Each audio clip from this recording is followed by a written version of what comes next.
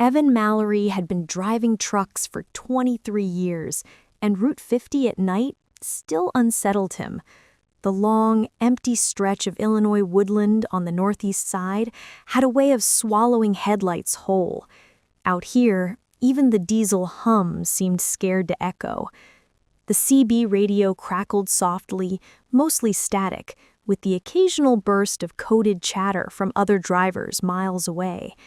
It was approaching 1:17 a.m.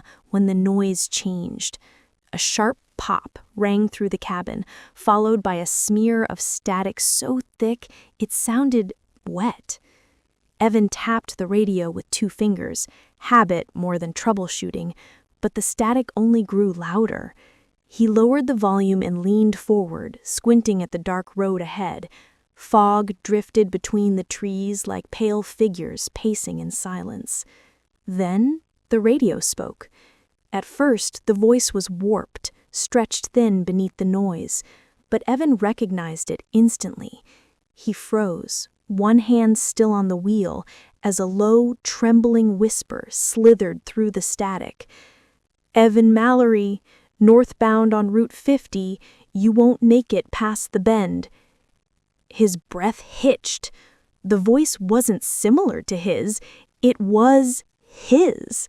Every cadence, every rasp from years of smoke and long nights.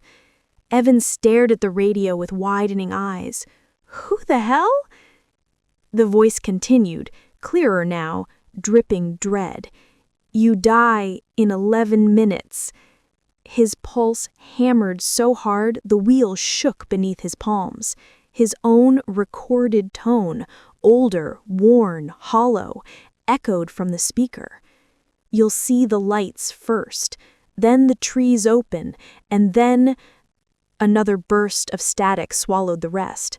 The radio went dead. Evan's truck rolled forward, the silence somehow heavier than the static had been. Through the fog, something flickered ahead. 2 pale lights, unmoving, waiting. And the clock on his dash clicked to 1:18 a.m. Evan gripped the wheel so tightly his knuckles bleached white. The 2 pale lights ahead didn't move, didn't blink, didn't flare like headlights should. They hovered low, almost level with the roadside brush, like eyes studying him through the fog. His throat tightened. The radio's silence felt wrong, like something holding its breath. He slowed the truck, but a prickle crawled over his spine. The warning had said 11 minutes. If the voice, if he, had been telling the truth, then time was dripping away already. He checked the dash clock again. 1:18 a.m. The minute felt frozen. The fog thickened as he approached the lights. They looked brighter now, but not warm. There was no yellow or white halo. They glowed a flat, corpse blue. Evan flicked on his high beams, expecting to reveal a deer or a parked car. Instead, the beams hit empty space. The lights vanished instantly, swallowed like they had never existed. Evan jerked in his seat. What in God's name? He braked hard and the truck hissed to a stop. The woods around him were silent. Too silent. Route 50 had its share of late-night wildlife, but tonight not even crickets dared the chirp. Evan cracked his window. Cold air seeped in, smelling of rain and something metallic, like blood on rust. He listened. Nothing. Then from deep in the trees, a faint whisper rose. Not a voice exactly, but a broken imitation of one, scraping, dragging, learning how to shape sound. "Evan." Evan slammed the window shut. His heart pounded in wild, uneven bursts. Maybe someone was messing with him. Maybe exhaustion was twisting his senses. But the whisper had direction. It had intent. He shifted the truck into gear, eager to put distance between himself and the trees. But before he could accelerate, the radio snapped alive again with a violent hiss, and his own voice screamed, "Don't move." Evan's hand froze on the gear shift. His breath caught mid-inhale, suspended by the impossible scream pouring from the CB radio. It wasn't just his voice this time. It was his voice mangled, shredded, as though dragged across broken glass. "Don't move! Don't move! Don't—" The message looped, stuttering, glitching. Then it stopped. Silence fell so suddenly Evan felt his ears ring. He swallowed hard, staring at the dead radio. His reflection in the windshield trembled faintly with each panicked breath. He needed to think, needed to breathe, needed to leave. But before he could act, the radio clicked again, soft, deliberate. A new voice seeped through, slow and cold, like water leaking through cracks. "Evan Mallory, he warned you." Evan's blood turned to ice. That wasn't him. That wasn't any human voice. It slithered between syllables, stretching them unnaturally. "You shouldn't have stopped," the voice continued. "They're already in the trees." Evan's gaze snapped toward the woods.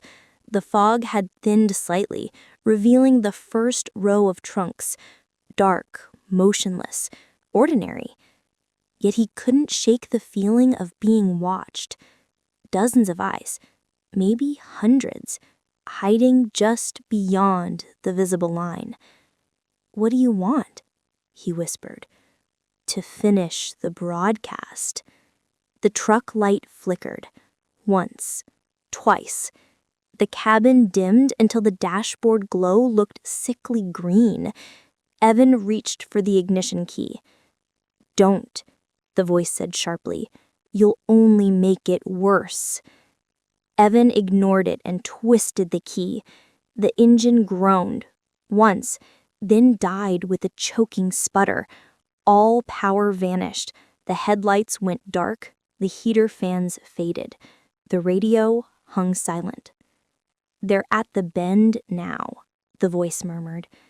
Evan's heart seized. The warning from his own voice replayed in his mind. "You won't make it past the bend." Slowly, as though rising from the ground itself, two pale blue lights reappeared ahead of him. Only this time, they were moving. The blue lights drifted toward the truck with a slow, predatory glide. They no longer hovered at ground level. They floated higher now, aligning with the height of a human face. Evan instinctively pressed back against his seat. His breath came in thin, trembling strands, visible in the cold darkness of the dead cabin. As the lights approached, a shape formed behind them.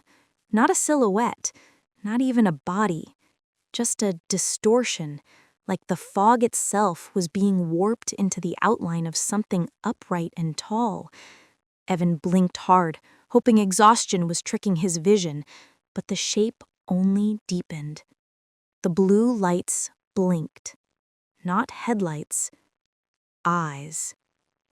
Evan's stomach lurched. He reached for the door handle, but the voice from the radio rasped to life again, a low whisper intertwined with static. "Don't look at it," the voice warned. His own voice again, strained, panicked. Evan tore his gaze away just as the thing's shadow stretched across his windshield. A cold pressure filled the cabin, as though the air itself had thickened. The truck creaked, metal groaning softly. Something brushed against the driver's side window. Evan flinched violently. He stared at the glass. Nothing was visible through the fog, but a faint smear of condensation, like a long finger had dragged across the surface, slowly formed. He couldn't stay here. With shaking hands, Evan grabbed his flashlight from the passenger seat. If the truck was dead, he would have to make it on foot. There was an emergency call box 2 miles up the highway. He'd walked farther in worse conditions. He cracked the door open. Cold air rushed in, carrying that same metallic scent. The fog outside swirled like something breathing.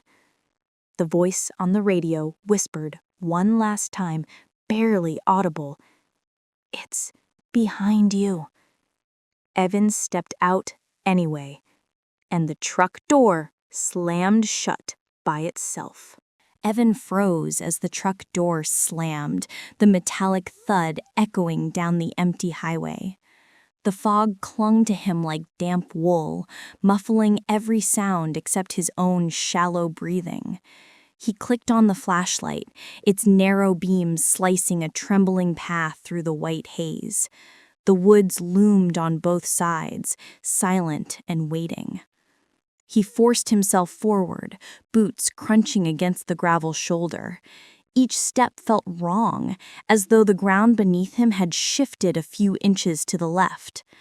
Behind him, something scraped lightly across the truck's metal frame. Evan didn't turn around. He kept his eyes fixed on the faint curve of the road ahead, the bend his other self had warned him about. If he could just get past it, maybe the prophecy would break. Maybe whatever was hunting him would lose interest. But the fog thickened, swirling with purpose. Minutes stretched. Evan checked his watch. 1:23 a.m.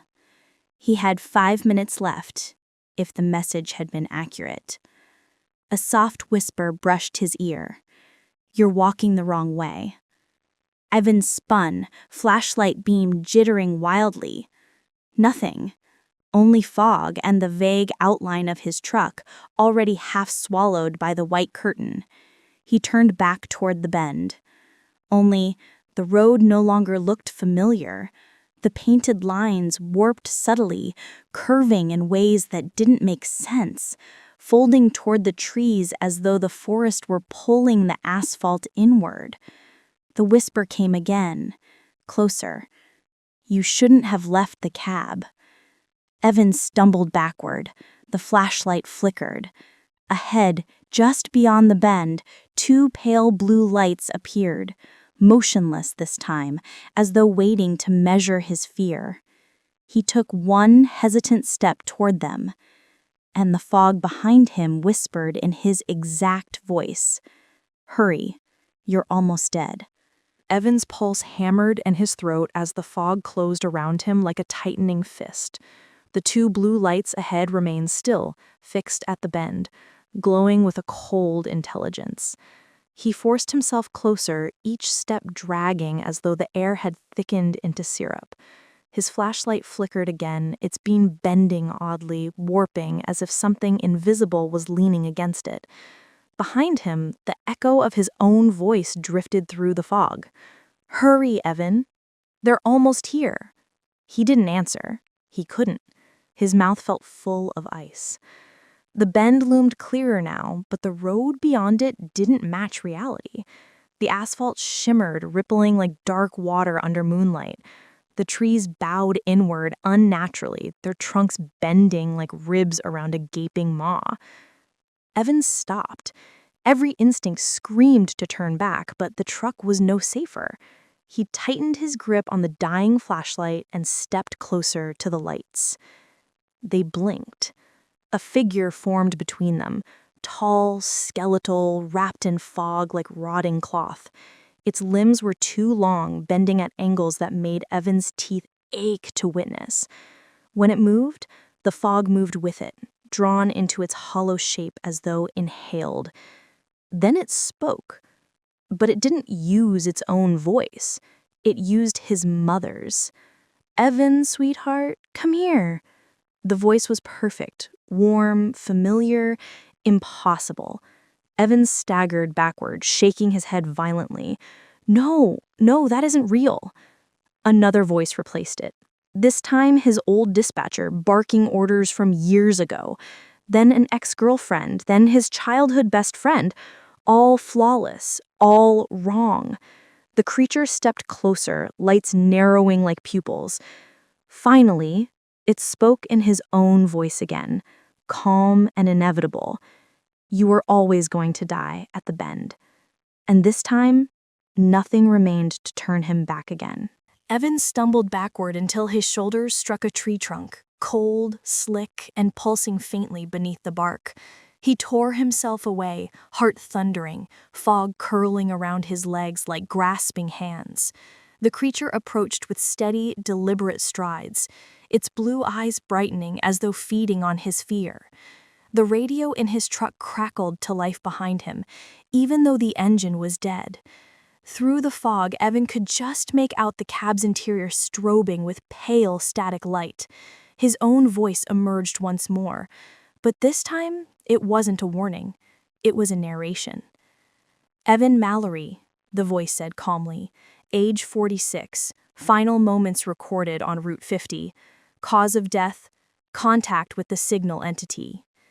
The creature stopped a few feet away, its fog-wrapped limbs folded inward as if listening. Witness last seen walking toward the bend. Time of death, 1:28 a.m. 1:28 a.m. Evan's gaze snapped to his watch. 1:27. 1 minute left. He spun and ran, not toward the road, not toward the truck, but into the trees. Branches whipped his face. The ground pitched beneath him like uneven planks. The fog thickened, congealing into walls that forced him along a narrow path. Behind him, the creature's heavy steps followed with slow inevitability. Evan burst into a clearing. At its center stood an old transmission tower, rusted, half-collapsed, lights dead. Fog poured from its skeletal frame like breath from a giant lung. The signal sound, the warnings, everything had come from here. He pressed a hand against the metal. It vibrated, humming with the same static he'd heard on the CB. Then his voice whispered beside his ear, "It's time." In the fog's reflection on the tower's metal surface, he saw himself not as he was, but pale, hollow-eyed, and flickering like a broken signal. The minute turned, and the broadcast ended.